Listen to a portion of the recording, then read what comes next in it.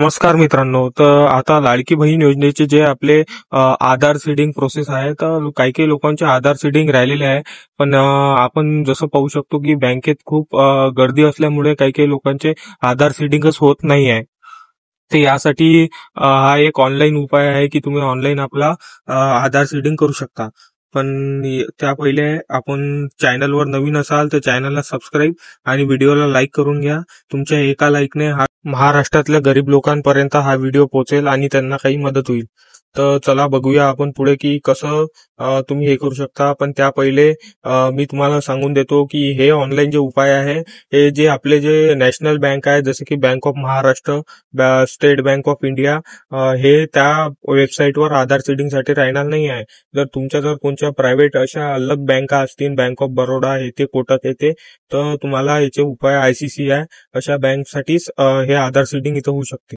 तर चला बघूया की याची प्रोसेस कशी आहे. जसं तुम्ही पाहू शकता, तुम्हाला NPCI डॉट या वेबसाईटवर यायचं आहे, ज्याची मी लिंक तुम्हाला डिस्क्रिप्शन मध्ये देऊन देतो.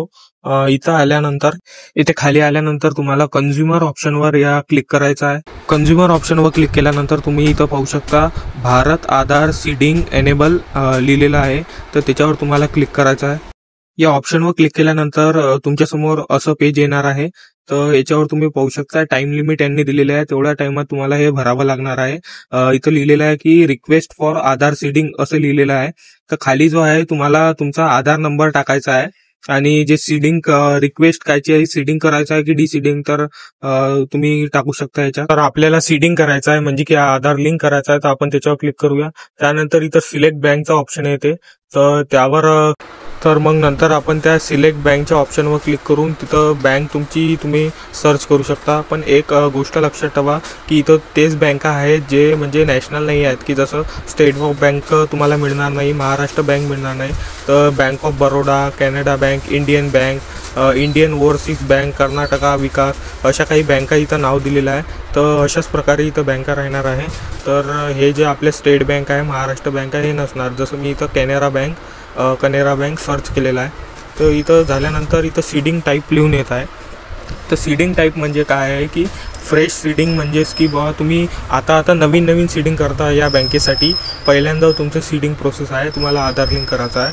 आणि सेकंड जे ऑप्शन आहे ते आहे moment with same bank with another account, म्हणजेच की बा याच बँकेत तुमचे 2 किंवा 3 अकाउंट आहे, पण त्या 2 किंवा 3मधून एकाला लिंक आहे आणि दुसऱ्याला नाही आहे, तर त्या दुसऱ्याला तुम्हाला लिंक करायचं आहे आणि पहिल्याला तुम्ही डिसीडिंग करू शकता. अशा प्रकारे यांनी माहिती दिलेली आहे. तर थर्ड ऑप्शनमध्ये जे आहे ते moment from one bank to other bank, की बा तुम्हाला जो आहे तो एका बँक अकाउंटपासून तर दुसऱ्या अकाउंटपर्यंत ट्रान्सफर करायचा आहे सीडिंग. तर त्याच्यासाठी हे प्रोसेस आहे, हे ऑप्शन आहे तुम्हाला दिलेलं. तर हे ट्रान्सफरसाठी आहे आणि आपल्याला आपला फर्स्टची गरज आहे, कारण आपलं नवीन सीडिंग आहे माझ्यासाठी. तर मी फर्स्टवर क्लिक करतो. त्यानंतर इथं तुम्हाला अकाउंट नंबर तुमचा टाकावा लागेल. त्यानंतर कन्फर्म अकाउंट नंबर, असे 2 ऑप्शन तुम्ही खाली पाहू शकता. एक आहे अकाउंट नंबर टाकायचा आणि दुसरा आहे कन्फर्म अकाउंट नंबर. तर तुम्ही दोन्ही याच्यावर आपला अकाउंट नंबर 2 वेळा प्रविष्ट करा. त्यानंतर याचे टर्म्स अँड कंडिशन ते आपण क्रॉस करूया. त्याच्यानंतर जे तुम्हाला कॅप्चा दिलेला आहे ते मी समोर तुम्ही पाहू शकता, आपण टाकून घेऊया. तर याला टाकल्यानंतर हे सर्व कॅप्चा आणि अकाउंट नंबर सर्व एकदा तुमचं पाहून घ्यायचा, सर्व इन्फॉर्मेशन. त्यानंतर जे समोर जे ऑप्शन आहे प्रोसीडचं, त्याच्यावर आपण क्लिक करून पाहूया. तर क्लिक केल्यानंतर असं टर्म्स अँड कंडिशन येतील त्यांच्या, की हे सर्व एकदा तुम्ही वाचून पण घेऊ शकता.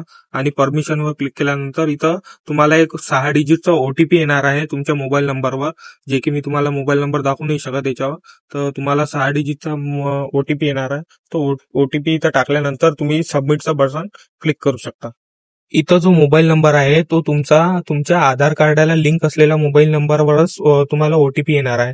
तर तिथं OTP टाकल्यानंतर तुम्हाला सबमिटच्या बटनवर क्लिक करायचं. त्यानंतर अशा प्रकारे हे स्कॅन होणार आहे. तर असं झाल्यानंतर तुमच्या समोर जे आहे असं लिहून येणार आहे की Aadhaar seeding in pending status, kindly check your some time, की बा तुमचं जे आहे ते आधार सीडिंग हे पेंडिंग मध्ये गेलेलं आहे. तर हे लवकरच 1-2 दिवसात होऊन जाणार आहे. तर आपण याच्यासाठी आता बॅकमध्ये येणार आहोत. तर बॅकला गेलो की आपण चेक करू. परत कंझ्युमरमधून येऊन आपण आधार बँक सीडिंगमध्ये आलेलो आहोत. तर इथं रिक्वेस्टवर क्लिक करायचं आहे. ते तुम्हाला या एरोवर, तर इथं तुम्ही पाहू शकता एक ऑप्शन दिलेला आहे, रिक्वेस्ट फॉर आधार लिहून दिलेला आहे यांनी. तर याच्या खाली जे एक ऑप्शन आहे ते तुम्ही पाहू शकता, गेट आधार मॅप स्टेटस. तर याच्यावर आपण क्लिक केलेलं आहे. तर याच्यावर टाकल्यानंतर तुम्हाला तुमचं आधार एंटर करायचा, आधार नंबर. तर आधार नंबर तुम्ही एंटर करून घेऊ शकता. सर्व इन्फॉर्मेशन करेक्ट केल्यावर परत तुम्हाला एक 6 डिजिटचा OTP येणार आहे याच्यावर. तर तो OTP आल्यानंतर तुम्हाला तो OTP टाकून सबमिट करावा लागेल.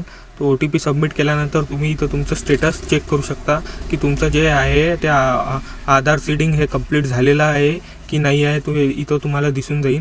तर सगळं लिहून येऊन जाणार आहे. ते तसेच मॅन्डेट आहे का आणि अजून काही बँकेचे नाव, आधार नंबर, हे सर्व तुमचे इन्फॉर्मेशन यावर तुम्हाला दिसेल. आणि लास्ट अपडेटेड डेट इथं लिहून येईन की तुमचं क्विकी कधी अपडेट झालं होतं.